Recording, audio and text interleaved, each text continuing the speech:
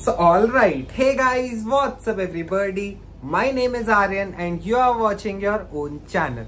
So guys, finally हमारा Jack Delhi round 2 का result अब आउट हो चुका है। आप अपने पोर्टल पे जाके चेक कर सकते हैं।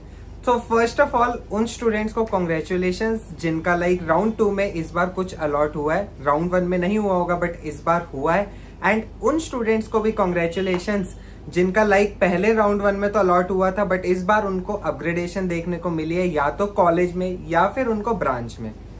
बहुत सारे स्टूडेंट्स ऐसे भी होंगे जिनको इस बार कुछ अलॉट नहीं हुआ होगा, और जिनको अलॉट हुआ है उन्हें क्या करना है, और जिनको अलॉट नहीं हुआ है उन्हें क्या करना है, या फिर जिनकी अपग्रेड सीट नहीं हुई है उन्हें क्या करना है, वो सब हम इस वीडियो में डिस्कस करेंगे, अच्छे से कवर करेंगे। तो चलिए बिना देरी के शुरू करते हैं इस वीडियो को।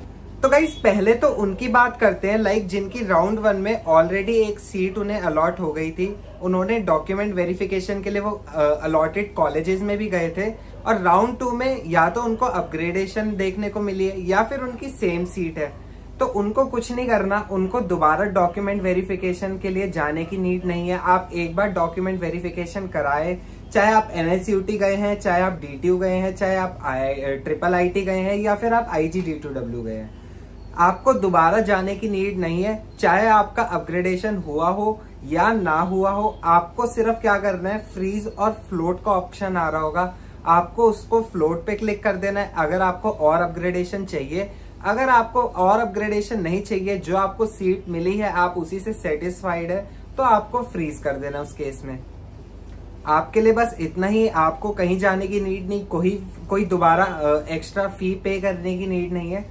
अब आते हैं उन स्टूडेंट्स पे जिनको इस बार पहली बार कोई सीट अलॉट हुई है। राउंड 1 में उनको कुछ अलॉट नहीं हुआ था बट राउंड 2 में उनको कोई सीट अलॉट हुई है।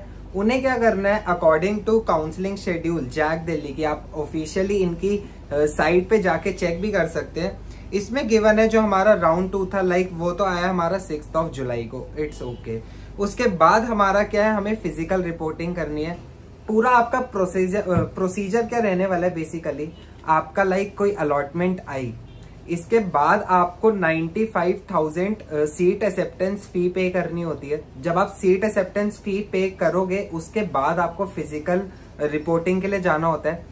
सबसे बड़ा डाउट कि हमें सीट एक्सेप्टेंस फी कब तक करनी है, कब तक पे करनी है।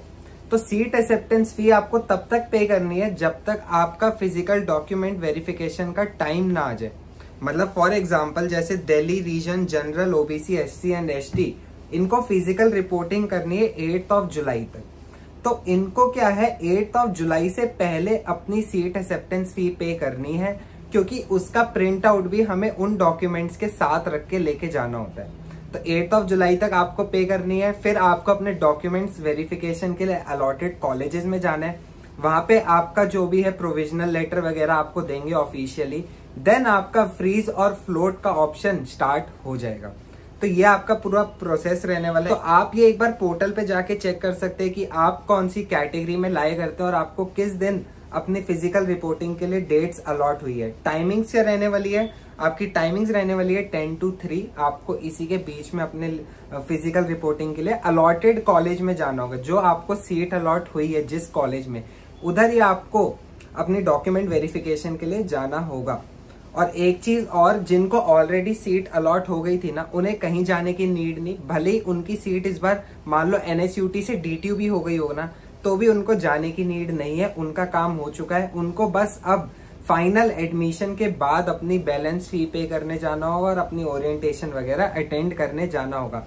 उन सब के लिए अपडेट्स भी मैं आपके साथ लाता रहूंगा, कोई दिक्कत वाली बात नहीं है। अभी तो सिर्फ जिनका एडमिशन हुआ है उनके लिए तो ये था। अब जिनका एडमिशन बेसिकली नहीं हुआ है उनका क्या, क्योंकि बहुत सारे स्टूडेंट्स ऐसे होंगे जो लास्ट ईयर की कट ऑफ्स देख रहे होंगे और एक्सपेक्ट कर रहे होंगे हमें DTU NSUT में एडमिशन मिल जाएगा।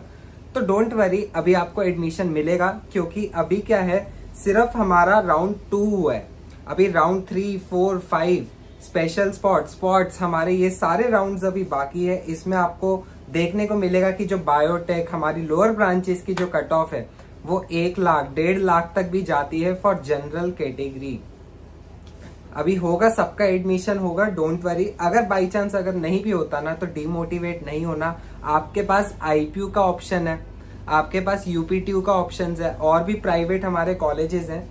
तो आपको हर जगह ट्राई करनी है बेसिकली। आप क्या डिमोटिवेट नहीं हो सकते, आप ये नहीं सोच सकते कि यार अब हमारा एडमिशन नहीं होगा तो अब हम हार मान जाते हैं, अब हम लाइक जैक दिल्ली से एग्जिट कर जाते हैं। नहीं, अभी आपको लास्ट तक ट्राई करना है। देखो यूजुअली क्या होता था, बाकी जैसे जो एडमिटेड कैंडिडेट्स भी है ना, उनके लिए भी ये बात है। जैसे हमारा क्या होता था, राउंड 2 के बाद ना जैक दिल्ली के री रजिस्ट्रेशन ओपन होती थी, उसमें आप अपनी चॉइस फिलिंग भी एडिट कर सकते थे, और न्यू रजिस्ट्रेशन ओपन होती थी तो न्यू कैंडिडेट्स और आके हमारे यहाँ जुड़ जाते थे। बट अब वो ऑप्शन आपका खत्म हो चुका है, ना तो आप अपनी चॉइस फिलिंग एडिट कर सकते, ना अब आपकी न्यू रजिस्ट्रेशन स्टार्ट होगी। तो इसका मतलब अब हमारा जो कट ऑफ देखने को मिलेगी वो आपको और पीछे तक देखने को मिलेगी। आपने राउंड 1 की कट ऑफ तो देखी होंगी, उसमें हमें इतना बड़ा जंप देखने को मिला। लाइक पिछले साल की कट ऑफ्स एनालाइज करे और इस साल की कट ऑफ्स को एनालाइज करे तो आपको 4-5 हजार रैंक का गैप दिख रहा होगा।